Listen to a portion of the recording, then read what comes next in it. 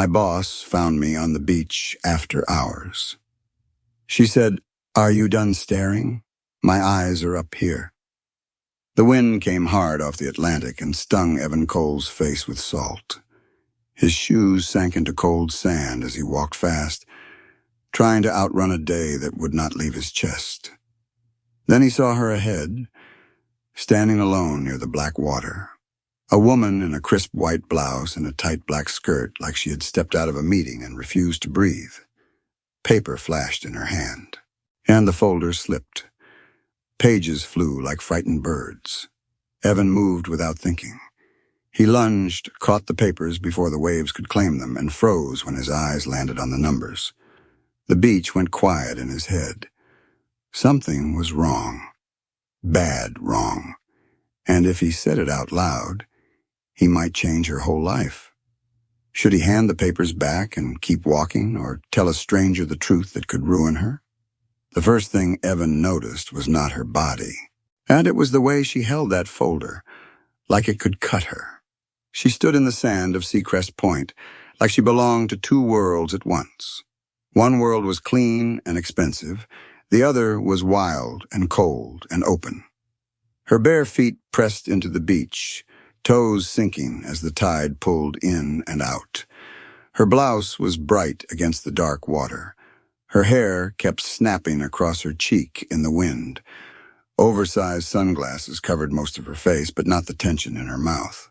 And in one hand she had a phone. In the other, a thin folder clutched so tight, her knuckles looked white. Evan would have walked past. That was the plan. Just a quiet walk after a long day. Just him and the ocean. He had come out here to let the sound of the waves scrub his mind clean. He was nobody to her. She was nobody to him. Just another rich woman with rich problems. Then the folder slipped. A few pages slid out. The wind grabbed them fast and tried to drag them across the sand. And Evan's body reacted before his thoughts did. He stepped in, quick, careful, and pinned the papers down with his palm. The paper felt cold and stiff, already damp at the edges from ocean mist. He gathered the pages, stacked them, and held them tight so the wind would not tear them away. He was about to hand them back when a line near the top caught his eye. Profit margin. 38%. His gaze dropped. Cash flow. The numbers did not match, not even close. Evan's heart gave a small, hard thump, and the way it did when he heard a strange noise in a machine and knew something was about to break. He did not have to hunt for it. The problem was sitting there like a warning light. He looked up at her. "Line 4, he said, keeping his voice calm. "Your profit number doesn't match your cash flow." Her head snapped toward him so fast the sunglasses shifted down her nose. "What did you just say?" she asked. The wind pushed a strand of hair across her mouth. She did not brush it away, and Evan held the page steady. "Either the timing is wrong," he said, "or someone did it on purpose. But these numbers don't lie. There's a hole, about 2 million. For a second, she did not move. Then her gaze tightened, sharp like a blade being pulled free. "Who are you?" she asked. Evan swallowed once. "Evan Cole," he said. "Most people just call me Cole." "And why can you see that in 2 seconds?" Because he had spent his whole life staring at disasters before they exploded. "'Cause I clean up messes that start like this," he said. He pointed lower on the page. "And whoever prepared this used the wrong cost plan for equipment. That's how they made the profit look healthy while the company bleeds." The folder stopped shaking in her hand. Even behind the dark lenses, Evan could feel her eyes locked on him like she was taking aim. "Do you have a card?" she asked. "I'm on vacation," Evan said. Her mouth twitched. Not a smile. More like a decision. "Then your vacation just ended." She took the pages back and slid them into the folder again. Her phone buzzed in her other hand. The sound was small, but it landed heavy between them. She did not look at the phone. She looked at him. "Do you know who I am?" she asked. And Evan nodded once. "Madeline Pierce," he said. "Pierce Coastal Group." A quiet surprise touched her mouth. It did not soften her. It only showed she was listening. "My CFO resigned this morning," she said. "And a board member named Grant Holloway is calling for an emergency audit. He says I mishandled money from a big deal. If he proves I messed up, I lose my seat. If I lose my seat, I lose the company." Behind them, kids laughed near a bonfire. Farther down, a dog barked. And the waves kept coming. The world kept moving. But the way she said it made Evan feel like the beach had emptied out until it was only her, that folder, and him. "You brought financial statements to the ocean," Evan said. "I needed air," she answered. Her voice was flat, but full of something heavy, like she had been carrying it for too long. Then she added softer, "And I needed to meet someone I could trust." Evan felt that line land in his chest like a stone. Now, trust was not something rich people handed out to strangers. "How are you hiring?" he asked. Madeline lifted her phone. "My chief of staff sent a request through a private crisis network," she said. "Discreet consultants, background checked, no public job post. I picked a short list and asked for someone already in Seacrest Point today." Evan nodded slowly. It made sense. No magic, no fate. Just fast fingers and a bad habit of checking his phone even when he promised himself he wouldn't. You tested me," he said. "You saw the hole," she replied. That was the test. The wind shifted again. She pressed the folder against her chest like armor. "If you come with me," she said, "you get a 1-day rate, maybe 2. You work out of my suite. You get my full cooperation. Then you walk away clean." "And access?" Evan asked. Madeline's jaw tightened. "That's the part you don't give strangers." Evan held her gaze. He did not blink. "Then don't," he said. "Not yet. Give me read-only access today. Let me prove the hole is real and show you where it is. Then you decide." Her phone buzzed again. The sound was like a dare. Madeline stared at him for a long breath. "Fine," she said. "Read only today. If you're right, you get more." She turned and started walking toward the private path off the sand. Evan followed, his feet heavy, his mind already turning like gears. She took 3 steps, then stopped and looked back at him over her shoulder. And Cole," she said, voice sharp and clean. "Are you done staring? My eyes are up here." The line hit like a whip. Evan froze, not because he had been staring at her body. He had been staring at the paper, the numbers, the lie. He froze because in that second, he saw all of her at once. Power under pressure. A woman standing alone with the ocean at her back, refusing to break. "Yes, ma'am," he said. Madeline watched him for one long breath, like she was testing whether his answer was respect or performance. Then she turned and kept walking.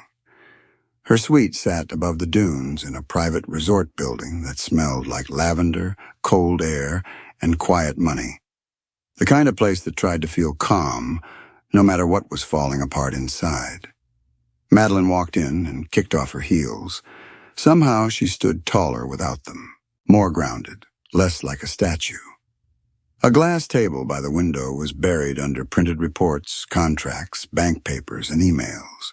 The ocean was visible through the wide panes, dark and moving, like it was watching. "Grant is pushing for a board vote in 48 hours, she said. "He says the deal, cash, is missing." Evan did not touch the laptop yet. He trusted paper first. Paper did not pretend to be clean. He moved to the table and laid 2 pages side by side. This is the deal money," he said, tapping one stack. "Yes," Madeline said. "And this," Evan said, tapping another, "is your cash flow." "Yes." He drew a line with a pen. The ink made a soft scratch sound in the quiet room. "Here," Evan said. "You have a payment marked as a normal expense, but the vendor ID shows it belongs to a special company tied to the deal." Madeline leaned in. Her perfume was clean and sharp. Her breath did not shake, but Evan saw it in her fingers, and a small tremor she couldn't hide. "Someone pushed it into the wrong place to hide the loss," Evan said. "That's why the profit looks good while the company bleeds." Madeline stared at the line. "That's detailed," she said. "It's basic," Evan answered. "The lie is basic too. That's why it's dangerous." She straightened. Her eyes were hard now, focused. "So you can fix it?" she asked. "I can prove who moved it," Evan said. "Fixing comes after proof." "Do it," she said. And Evan looked at her hand again. The tremor was still there. "First," he said, quiet and steady, "eat something." Madeline blinked like she hadn't heard him right. "Excuse me?" "You're running on stress," Evan said. "Your hand is shaking because your body's empty. If you want clean decisions, you need fuel." For a second, Madeline looked at him like no one had spoken to her like that in years. "Are you ordering me around?" she asked. Evan kept his voice calm. "And I'm protecting the asset," he said. "The asset is the CEO. Order food. Something with protein." A tired, almost smile flickered at the corner of her mouth. A crack in her armor, not weakness. Something closer to trust. "Pizza?" she asked. "If you can handle grease," Evan said. Madeline's eyes held his. "I can handle war," she replied, already reaching for her phone. "Pizza and coffee." "Black," Evan said. "And hot." "Noted," she said, and the words sounded different now, and less like a command. More like she had accepted he was here for a reason. By midnight, the glass table looked like a war map. Papers layered over papers. Notes in Evan's neat handwriting. Madeline's sharp circles and underlines like battle marks. Evan worked the numbers like he always did. Slow, exact, patient. Madeline moved through the room like a storm that refused to fall apart. She had given him read-only access just like she promised. No secret keys, no hidden doors, and just a careful walk through the truth that already existed. At 12:17 a.m., Evan found it. He sat up straighter, the hairs on his arms lifting. "Madeline?" he said. She came over fast, sleeves rolled up, hair a little loose, makeup faded. For the first time, she looked less like a name on a magazine cover, and more like a woman trapped in a fight she didn't start. It made her more dangerous, not less. "See this vendor code?" Evan pointed at the screen. "PC 771. "That's our tech partner," Madeline said. Evan shook his head once, slow. "That's the name they show you," he said. "The money doesn't stop there." He clicked again and turned the screen slightly so she could see. "The account it lands in belongs to a shell company," Evan said. "And that shell links back to holdings connected to Grant Holloway." Madeline's mouth went tight. Her eyes did not blink. "Can you prove it?" she asked. Evan held her gaze. "Not with read-only access," he said. "I can show the drain, the pattern, but if you want a clean case, your lawyers and board can use. I need permission to export logs and lock the proof." Madeline turned her head toward the window instead of looking at him. Outside, the ocean was black glass. When she spoke again, her voice was lower. "People like Grant don't play fair," she said. Evan did not soften his face, and he did not pretend he could promise safety with pretty words. "You won't be alone," he said. Madeline stayed still for a beat. Then she walked to her laptop, opened a secure app, and typed a code without looking at the keys. She printed a form, signed it, and slid it across the table. "I'm giving you higher access," she said. "Time limited, logged, two-factor. My legal team is copied. Her eyes lifted. Steele returned. Don't make me regret this. Evan read the form. Clean. Controlled. Smart. He pushed it back gently. I'm not here to embarrass you, he said. Madeline's eyes held his. In them was fear, but not of the press. That's not what I'm afraid of, she said. Evan's voice stayed quiet. Then what are you afraid of? Madeline's throat moved once. Being alone in the room, she said. When he comes for me. The suite felt colder, like the ocean had crawled inside. Evan placed his hand flat on the table, steady as stone. He thinks you're alone, Evan said. Yeah, he's wrong. Madeline stared at him, and for the first time the tremor in her fingers stopped. Outside, the waves kept moving, patient and endless like time. And Evan knew the next 48 hours were going to decide everything. 2 days later, Manhattan rose in front of them like a blade of glass. The Pierce coastal tower cut into the gray sky, sharp and cold. Rain streaked down the windows in thin lines. Evan stepped out of the car, half a step behind Madeline. Not because he was lesser, but because he chose to watch the angles. She walked through the lobby like she owned the ground under it. He walked like he owned every risk in the room. Her heels clicked against marble.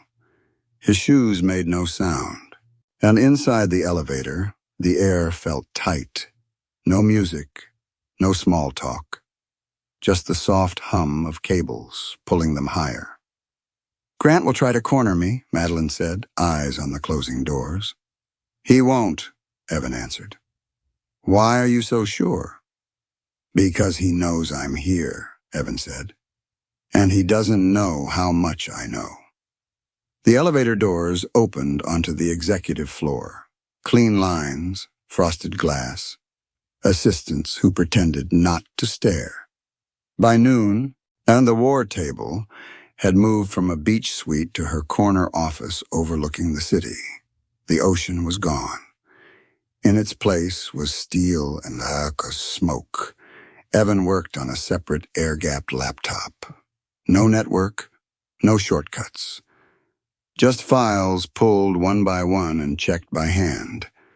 Madeline moved between calls like a general managing a battlefield she refused to lose. At 3:08 p.m., Grant Holloway appeared at Evan's temporary desk. He dropped a thick policy binder in front of him. Mr. Cole, Grant said. And his smile was clean, empty. We have strict rules about outside contractors accessing company data. Evan didn't look down at the binder. Section 4, he said calmly. Board members must disclose conflicts of interest. Grant's smile twitched. You've been busy, Grant said. I read, Evan replied. Grant leaned closer, lowering his voice. Madeline is emotional under pressure, he said. When she falls, you don't want to be standing next to her. Evan lifted his eyes slowly. Calm. Steady. I don't stand, he said. I inspect. Grant held his gaze a second too long, then walked away. His shoulders said confidence. His eyes said calculation. That night, rain tapped against the glass walls like nervous fingers. Most of the staff had gone home. The city lights flickered below like restless stars. Madeline sat across from Evan at the long table. Her jacket was off, sleeves rolled, hair tied back tight. Grant's pushing the board for a resignation vote tomorrow, she said. He won't get it, Evan said. You sound very certain for someone who's technically temporary. Evan didn't smile. Temporary doesn't mean blind. He opened a document inspector tool and dragged one of the leaked HR complaint PDFs into it. No hacking, he said quietly. Just looking deeper. The file claimed it was created in 2023. Evan zoomed in on the embedded data. Yeah, the font package inside this document didn't exist until 2025, he said. Madeline leaned forward. Meaning? You can fake a date in the corner, Evan said. You can fake a signature. but you can't time travel a font. Silence filled the room. He scrolled further. The editing timestamp is 3:08 a.m. last week, he added. Created using an internal PDF editor, licensed to Pierce Coastal IT. Madeline's jaw tightened. So the leak came from inside. Yes, Evan kept moving, and he pulled up VPN gateway logs. The files were uploaded using a service account, he said. exec_admin_Q. Madeline frowned. That's a shared executive admin login. At 3:08 a.m., only one user was active under that account, Evan said. Grant Holloway's executive assistant. Madeline stood very still. He used her, she said. Or she followed orders, Evan replied. He clicked deeper into the folder tree. There, half deleted, was something else, a single image file. Evan opened it. The screen filled with a photo of Madeline sitting by her apartment window 2 years ago. No makeup, hair loose, reading under a lamp taken from outside. Madeline's breath stopped. That's my old apartment, she said quietly. Evan's jaw tightened.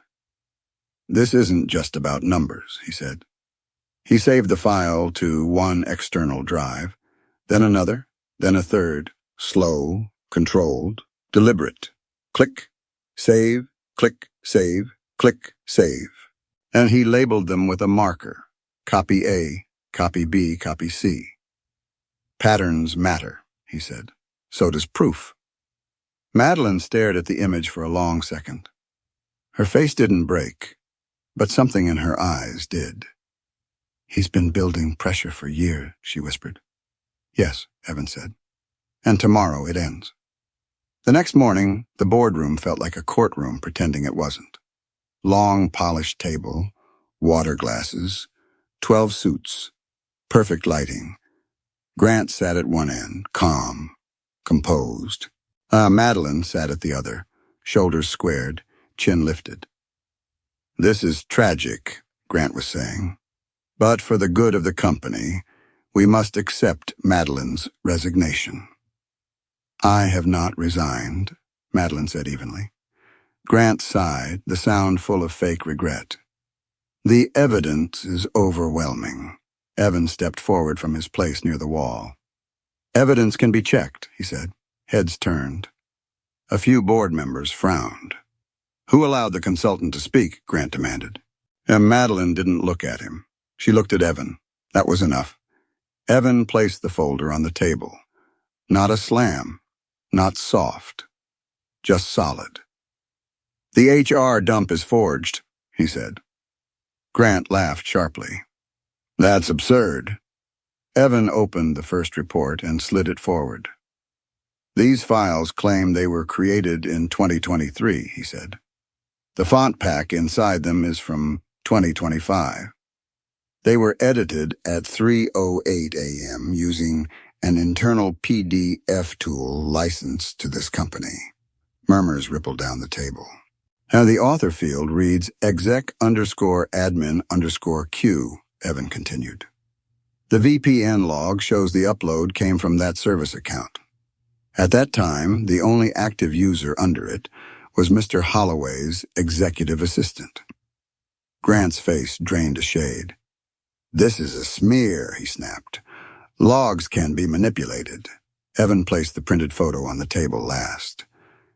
And alongside the leak files, he said, someone stored unauthorized surveillance photos of the CEO taken from outside her home.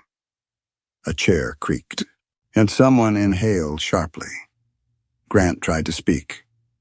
Madeline stood. You are fired, she said. Her voice did not rise.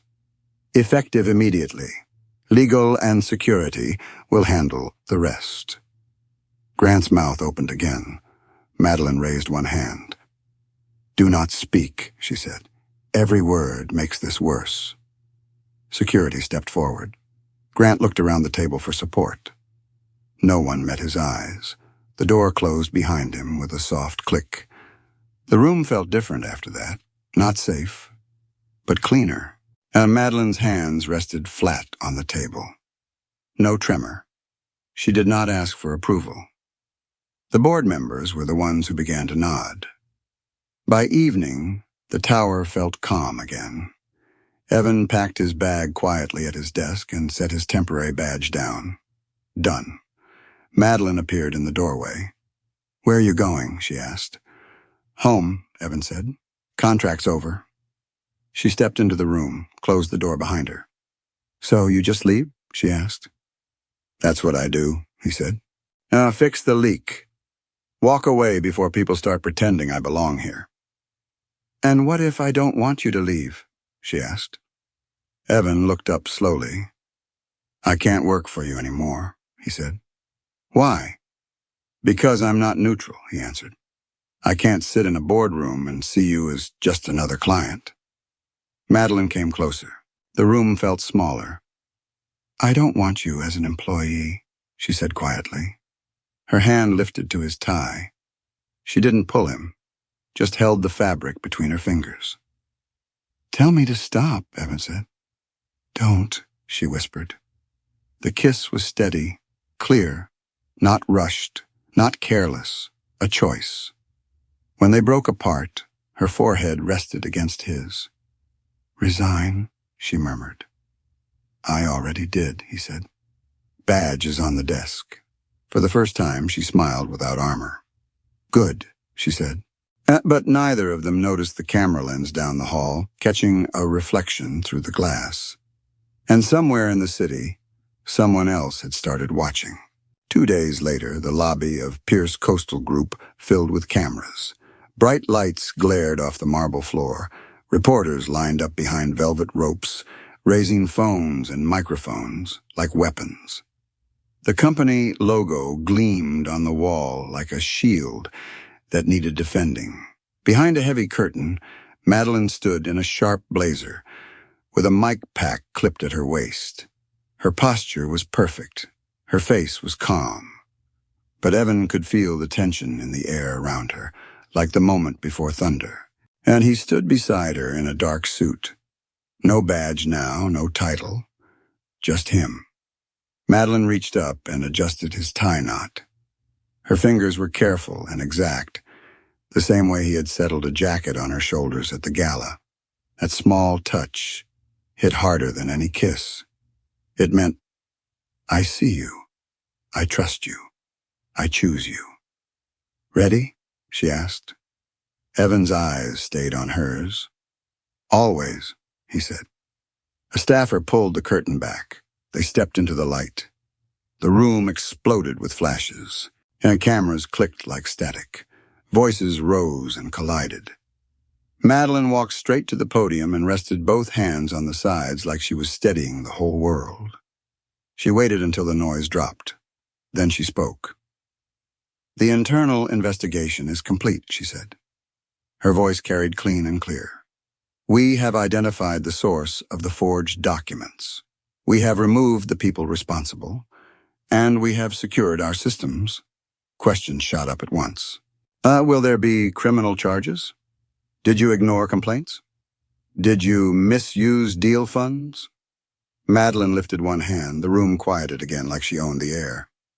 "I did not ignore complaints," she said. "I was targeted. Our systems were used against us, but facts still matter. Paper still tells the truth if you know where to look." A reporter near the front leaned forward. "Is it true you brought in a specialist?" he called. "Will he be staying with the company?" Madeline turned her head toward Evan for half a second. Not a look for permission, a look of decision. "No," she said, facing the cameras again. "Mr. Cole finished his work and resigned his consultancy." A ripple moved through the room. Pens scribbled, screens lit up. Then Madeline continued, steady as stone. "However," she said, "he will be at the shareholders' gala with me on Saturday." Heads lifted. The whole room leaned in. "Not as an employee," she said. "As my partner." She held her hand out toward Evan, open palm, firm fingers. Evan walked up beside her and took it. Her hand was warm. Sure. Not clinging, not begging, choosing. The cameras erupted again. Evan leaned in just enough that the microphones would not catch his words. "Yes, ma'am," he murmured. Madeline's fingers squeezed his once. Then they turned to face the storm together. By that evening, the tower had gone quiet. The press had left, and the calls had slowed. The building held its breath like it was afraid to move. Madeline walked Evan back up to her office. The city glowed through the windows, wet and bright. Her borrowed gala jacket still hung on the back of a chair. She stood by the glass with her arms crossed, staring out at the skyline like it might answer a question she did not want to ask. "You know," she said softly, "I built my whole life on control." Evan stepped beside her. He did not crowd her, and he stood close enough to be felt. "I thought if I worked hard enough," she continued, "planned enough, learned enough, I could stop bad things before they happened." Evan watched their reflection. Her profile was sharp. His shoulders sat just behind hers, like a quiet promise. "How did that work out?" he asked. A breath escaped her that was almost a laugh. "It worked," she said, "until it didn't." She turned her face up toward him. "Until someone used my systems against me," she said. Evan nodded once. "That's the thing about control," he said. "It feels like safety. But it isn't the same." Madeline's eyes softened, like the steel had finally gotten tired. "What is safety, then?" she asked. Evan took a slow breath. "Safety is trust," he said. "It's standing next to someone when the room turns cold. And it's knowing they won't move when it gets hard." Madeline stared at him for a long moment. Then she stepped closer and rested her head against his chest. Just a little, like testing a bridge with one foot before stepping fully onto it.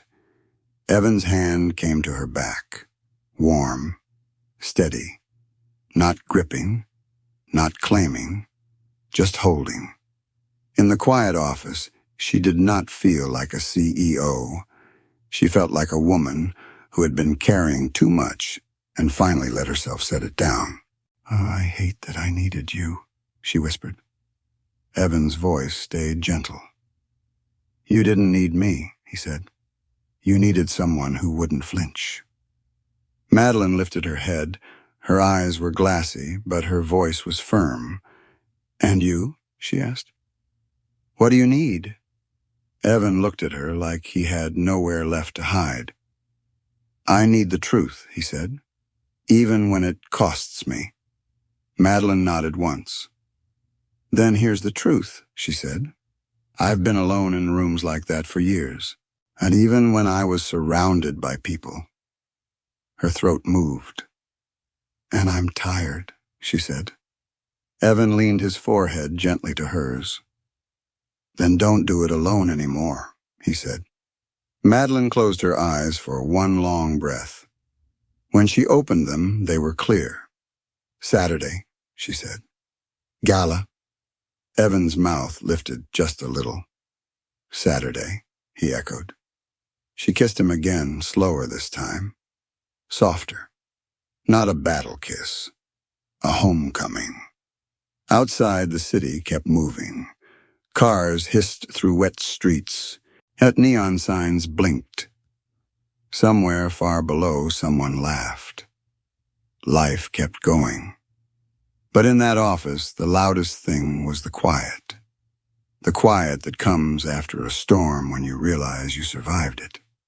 Madeline stepped back and wiped under one eye with the side of her thumb like she was angry at the tear for daring to show up. "Don't get used to this," she warned, voice rough. Evan's eyes stayed kind. "I won't," he said. "I'll just be here." Madeline's mouth twitched. "Good," she said.